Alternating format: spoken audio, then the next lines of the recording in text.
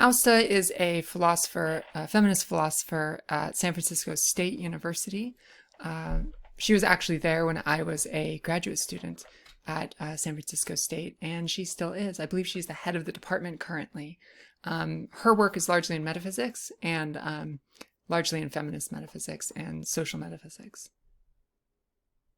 In this work, she gives her own take on what being a woman or being a man or having a gender is. She criticizes Beauvoir's account from Butler's perspective. Judith Butler is another feminist philosopher that we have not read, but Asta gives a very good account of the main points for our purposes of some of Butler's work. Now, on Beauvoir's account, sex is a biological given. And Haslinger doesn't quite say this, but she suggests that it also is. And she agrees. Again, we have two accounts that say gender is really the social meaning that's ascribed to sex. And so there's this idea that sex is a natural fact. So when we make a claim that S is female or S is male, we are asserting some natural fact. And these sexual categories are joints of nature. They're natural points at which to carve up the world and distinguish between types. For Beauvoir, and at least at Beauvoir's time, this was a liberatory recognition, like we pointed out. Biological facts are just that. We need a normative argument to get from biological facts to certain social oughts or claims or norms or rules for behavior or acting or being that gender seems to be. On Butler's view, certain assertions that Beauvoirians think of as fact are actually valulating. So the one that we're going to be concerned with is the assertion that someone is a particular sex. Contra the Beauvoirian account, sex is not a joint of nature. There's too much variability in the things sex tends to track. Instead, sex we should understand as a regulatory ideal. It's a prescriptive norm projected by us onto nature. No or few persons are actually these sexes. They are ideal types. So there's another case of ideal types. If you're a social scientist or an economist, you'll be familiar with the idea of a rational agent. So if you ever study game theory, there's a rational agent who has full information. The preferences are hierarchically ordered.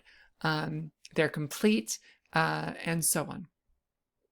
The rational actor will do those things that they think will achieve the highest ranking on their list of preferences.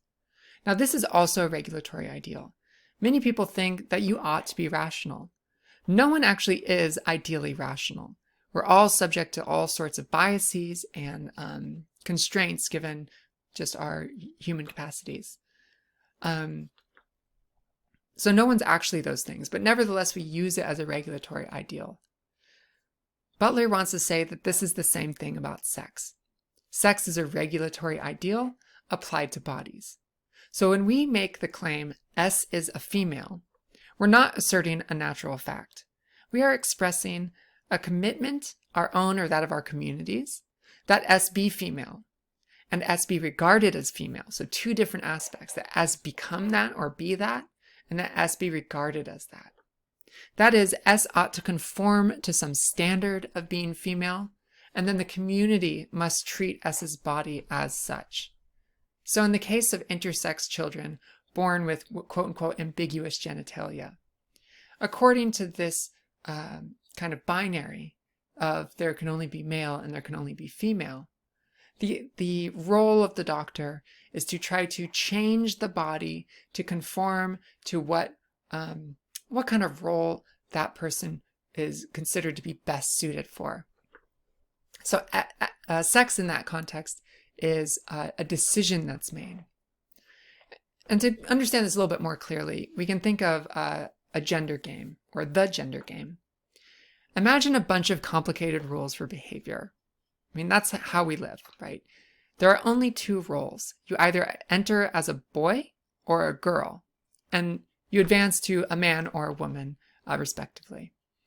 These roles give one different duties, and they give and different responsibilities. Sex is, or sexes, are regulatory ideals that best fit the perpetuation of the gender game. They're shaped by gender rules that regulate which bodies and body parts have meaning within the game, and the gender game itself governs the materialization of the body parts, or bodies or parts that matter to the game. So sex are regulatory ideals about bodies that are used to reinforce the norms or structure of the gender game. So before a baby is, quote, girled, it is not yet part of the gender game. It doesn't fit into the scheme of things. It doesn't matter. We even use it pronouns. By virtue of being articulated as a girl, the girl comes to have meaning as a participant in the game. So gender is imposed on us and expected to be taken up by players of the gender game. And Asta points out to a Hegelian structure, so we'll look at this here. So the Hegelian expressivist idea is roughly as follows. A subject forms a conception or a model of itself and its relation to the world, followed by the acting out or actualization of this concept or conception. So you and I are subjects. We're human beings. We have rational capacities, and we can think of ourselves in certain ways and then conform our ways to that conception that we have. To act out a conception is, roughly speaking, to behave as if that conception were true and to strive to make it apply, make it true, perform that identity. Well, how so? Well, with a conception are associated norms for behavior, and to act out a particular conception is to take those norms as relevant or binding on oneself, and to strive to act in accordance with them. So that's subjectivity. We set up, so you can think of cases like, if I want to be a swimmer. If I want to be a swimmer, then that means that I'm going to take certain norms as being relevant to me and binding on me. So I have to get up early in the morning, for example. And maybe sometimes I have to practice twice a day for 2 hours.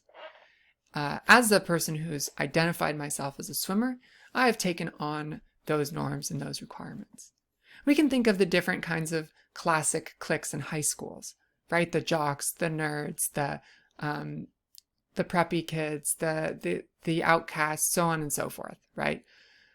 To take on one of those identities means that you are going to act out the norms that apply to those different identities. You find them to be binding on yourself, they permit you to act in certain ways, and they prohibit you from acting in others. So the other side of objectivity is the story of objectification. And this goes as follows. The self or subject forms a conception of the object and attempts to actualize that conception. So this the self does by acting as if the object conforms to the conception that the self has of it. This is thus third-party identification, followed by an attempt to make that identification apply. So for example, someone might call you a bad person, and they might compel you to behave that way or act that way. Or maybe even better, a classic kind of like Mean Girls element is that you're expected to be a particular type of person. And in that context, if you don't do those things, you feel constraints on you, impositions by those around you to act in a particular way. This objectification succeeds if the object does not or is not able to resist the conception offered of it by the subject. So in our most interesting case here, the object is itself a subject, a self. So in that case, it may react as the objectification in either of two ways. So a subject who's being objectified. So the person or the subject being objectified has two options. They take on the conception imposed on it and then attempts to actualize it, or they fight the objectification and the conception imposed and attempt to reclaim control over their own self-conception. So how this works in the gender game is as so. So in a particular social or cultural context, there are several such conceptions that might be available to a subject to adopt as its own. But importantly, the subject's choice is constrained by the available conceptions in that particular context. We can think of them as conceptions of what it is to be a member of some social kind, and the associated norms of behavior for members of that kind. Only conceptions that appear to, quote, fit us well are available for our adoption, and often certain socially salient conceptions are thrust upon us, and we must negotiate other people's acting as if that is our conception. For instance, the conception of what it is to be a woman is not only available to me, but thrust upon me every day, and I embrace it more or less, and act out that conception every day. I act as if it is true, and the more I act as if it is true, the more accurately it starts to fit me. This is so even if I negotiate what comes with adopting that conception to some extent. Some of the norms of behavior associated with being a woman I embrace fully and take as binding on me. Others I try to resist. Sometimes this resistance is without any repercussions. Sometimes it results in social sanctions of some kind. So if you read on, then you can see that certain body parts come to have meaning within the game. They are those body parts that, quote, do not resist the conception imposed on them. The available conceptions of sex are just those that perpetuate the gender game itself. So whatever sex is whatever conforms to those gendered ideals. So we impose a binary category of sex in the world. Why? Because we have a binary conception of gender. So some reasons why we should not think that sex is binary, given by Fausto Sterling, for example, has shown that there's a significant number of people who do not neatly fall into the sex categories of female and male. There's different combinations of genitalia, both functioning and not. There's also different sets of chromosomes one might have. So in addition to the XX and XY that you're familiar with due to 7th grade biology, there's X, XXY, XYY. There are different levels of androgen sensitivity or not. There's also different hormone levels that people can experience. If you want a smattering, this is taken from Scientific American as 2017, as you can see down here. And it's a list of the various different ways that gender and sex is distributed. So generally speaking, these are sex characteristics that we're talking about here. So you can have it based on a conception, and by conception here, they mean birth, but there are chromosomes and genes that you might have at conception, hormones that might come into play, internal and external sex organs, and secondary sex characteristics such as breasts or, say, facial hair. Right? So these are all different categories or things that generally make up what we consider sex. And so in a typical biological female, these things happen, right? That lead into female production. So there's an absence of the SRY gene. There's typical biological female hormones, female internal and external genital structures, female hormones, primarily estrogen, and female secondary characteristics.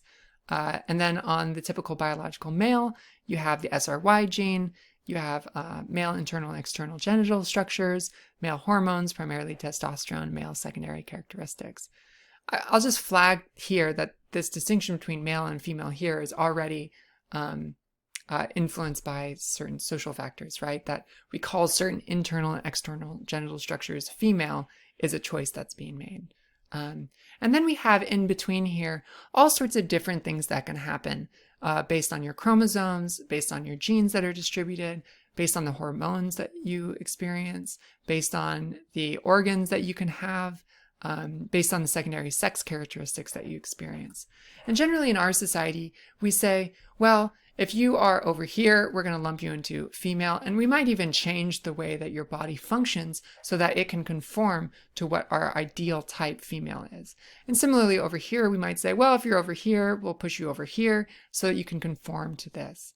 But some have noticed that, and it's especially problematic in cases where there's ambiguous genitalia at birth, and people are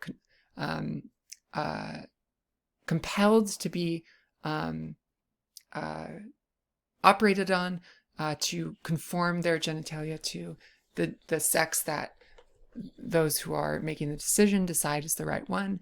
There can be really drastic bad consequences for this, for people's well-being, as their identity doesn't quite match up with the way that they are are treated and the way that they have been manipulated to become.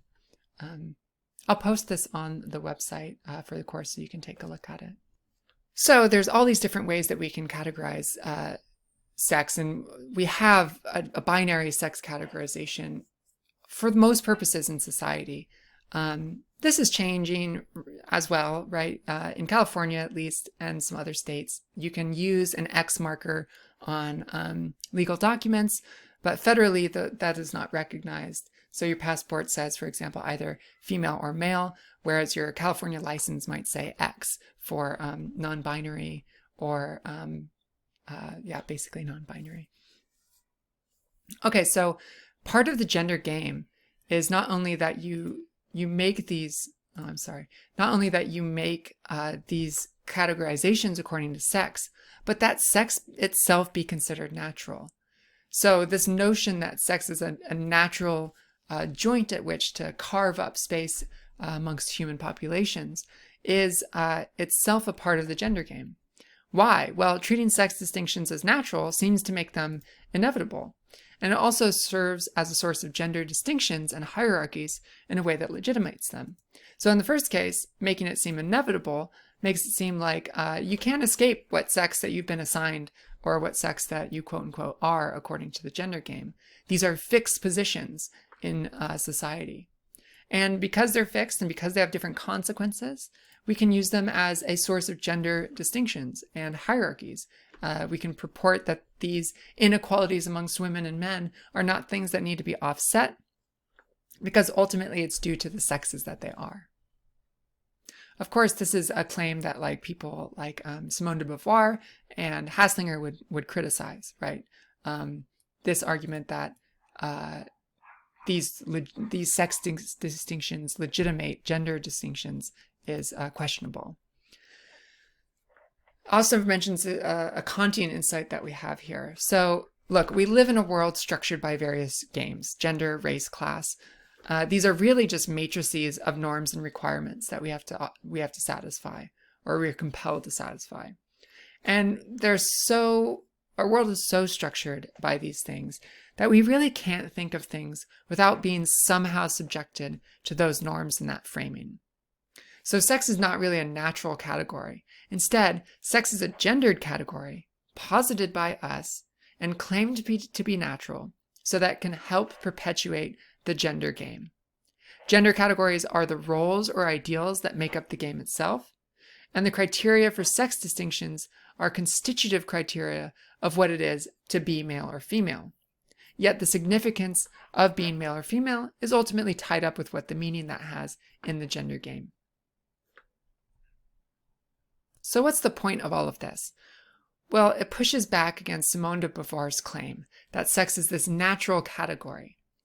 And remember, Beauvoir says sex is this natural category, and then gender are these socially malleable things that we can make choices about in changing the significance of the meaning of sex. But on this view, no matter what, sex is always going to have the significations that it has. And according to Butler, the upshot of this view is to say, look, not only is gender socially constructed, but the category of female itself and category of male, categories of sex are also possibly, and if what's been said here is right, they are the product of social construction. They are socially constructed themselves, and in fact, they are social constructions that are constructed in a way to regulate and reify gender relations. And then the point here is to say, isn't this precisely contrary to feminist aims? Aren't feminists trying to break away from these gender relations? Especially if you're thinking from the terms of Sally Haslinger. If you think that these relations are oppressive in some way, then shouldn't we move away from them? But what then do we make, for Asta, of the biologically given? These raw materials that are used to categorize people into sexes. So Asta was going to argue that sex and gender are conferred properties. What's a conferred property? Cool is a conferred property. Some group of people confer the property on another. So having the property cool depends on the attitudes of the people conferring it. Now, on any conferralist account for her, she introduces this idea. There are 5 components involved. There's the property, or the thing being conferred, like pious or cool or gender. There's who the subjects are that is doing the conferring. There's the attitude or state or action of the subject matter that matter for that conferring. So in the case of the Euthyphro dilemma, is what the gods say, is what is good because the gods say it is, or is it good independently of what the gods say? So are the gods just their fact of loving something? Is that what makes something good? Does that confer that something is good?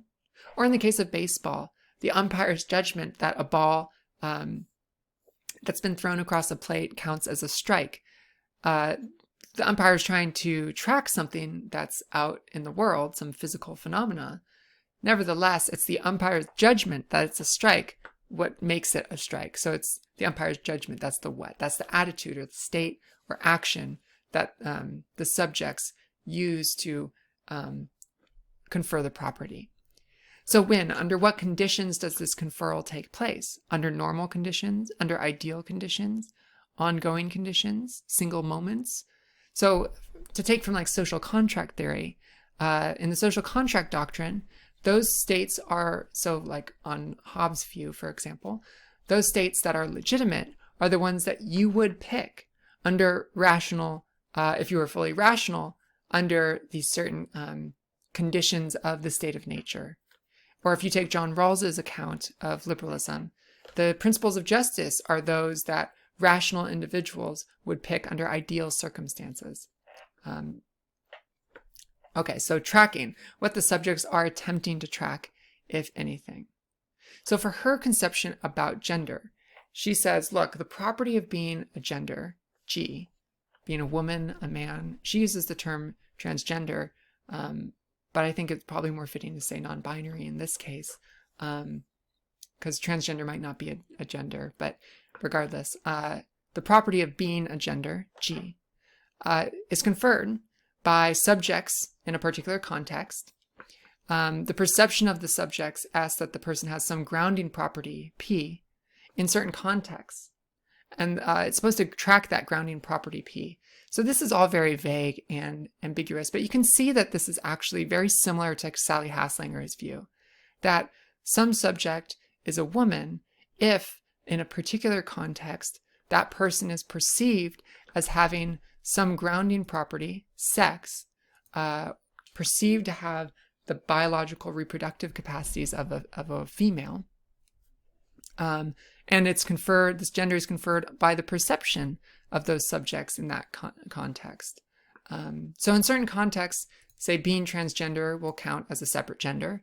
In others, it will raise the trouble for gendering structures of that context and disrupt the expectations of the coextension of the associated gender properties. So what's being meant here? That in certain contexts, if someone is trans, they're presenting as a woman, but someone sees or perceives them as having a particular grounding property, say having a penis, say it's a trans man, and they're perceived as being a man, which means that they are taken to have a grounding property in this context of having a penis. Then it is found out that perhaps they don't have that penis. Then they'll be disrupting the expectations of the coextension of the associated gender properties, that being a man always means being a penised person. In some contexts, being perceived as a certain sex might be essential, and others it might be irrelevant. So sometimes being perceived as a certain sex might be really important, but in others it won't be. And we'll see in Talia Bechter's work that there are cases where having a certain sex, at least on these terms, is not essential for being, say, a woman. Note that there's no context-independent property of being a certain gender. You are ascribed a gender on different contexts. There's a family of context-dependent conferred properties, some of which share some grounding properties. So this is the idea of conferralism about gender that she actually thinks, Asta thinks that this is roughly what Beauvoir is up to. Certainly what someone like Sally Haslinger would be up to. So what about conferralism about sex? So in sex, there's this appearance of a certain property as biologically given, even though it is not, right? So this property, sex, might appear biologically given, but she's going to argue it's not. And what kind of property is sex if not a natural property? Well, she argues that it's a legal property. And how come? Well, she's going to say that a property, like if a property chiefly figures in explanations of social facts and not natural facts, then that suggests it is a social property. So how could sex not be explanatory of certain natural facts? Well, if you were to look, natural facts about what kinds of human bodies can create offspring together is not given by sex assignment. Your sex assignment isn't what makes you capable of having children. Rather, it's some other biological properties that sex assignment is perceived to be tracking. So it's your having particular gamete production. It's your having particular reproductive organs. And sometimes maybe not even that. But that's not necessarily tied with sex. There are plenty of females that say can't produce children, for example. So what she wants to say is that sex might not be that significant for natural phenomena, explaining natural phenomena, but it is important for thinking about the distribution of social resources, privileges, and burdens in our society, about where you're going to be in shelter if you're homeless, if you are going to be, what prison you're going to be in, so on. Thus, it's a social, she thinks, primarily a legal property. So if we were to give the conferralist account, this is what it looks like. The property of being male or female are roughly the two options generally given in our society by legal authorities, drawing on the expert opinion of doctors or other medical personnel and parents. And how does this get conferred? Well, by the recording of sex in official documents on the basis of testimony of parents, doctors, and others. Also, on the judgment of the doctors and others as what sex role might be most fitting given certain biological characteristics. So if you recall this picture here, you look at different characteristics and think, as a doctor, as parents, as medical personnel, oh, well, what would be the best assignment to give this bodied creature? When does this happen? Generally at birth. So this is when, if you look in trans communities, there's sometimes discussion about assigned male at birth or assigned female at birth. And this is really talking about sex assignment. It generally happens at birth. And sometimes it can happen after surgery or hormonal treatment or through going through the right legal procedures to have your sex changed. Tracking. To track as many sex stereotypical characteristics as possible. And doctors will then perform surgeries in cases where that might help bring physical characteristics more in line with the stereotypical male and female. So sex conferral is generally a one-time act. A person's perceived assignment plays no role in determining that assignment. So this is purely an act of objectification of people. And there are some contexts where at least one of the things being tracked is sex assignment. In this context, being a certain gender is conferred by the perception that the person has a certain sex assignment. So gender can track sex assignment in certain contexts. And this would be the description or the explanation for how we think of gender's relationship to sex. And this is a merit of Asta's view. I think it's important to recognize that sex conferral generally is a one-time act, but it can also happen at different points in time. And the key upshot of this as well is that we should really think of sex not as a natural category, but rather it's a social category. Its primary role is a social one. And so this dismantles this kind of rough distinction between sex and gender, gender being socially constructed on the one hand, and sex being biologically given. And now we think about maybe both gender and sex are socially constructed.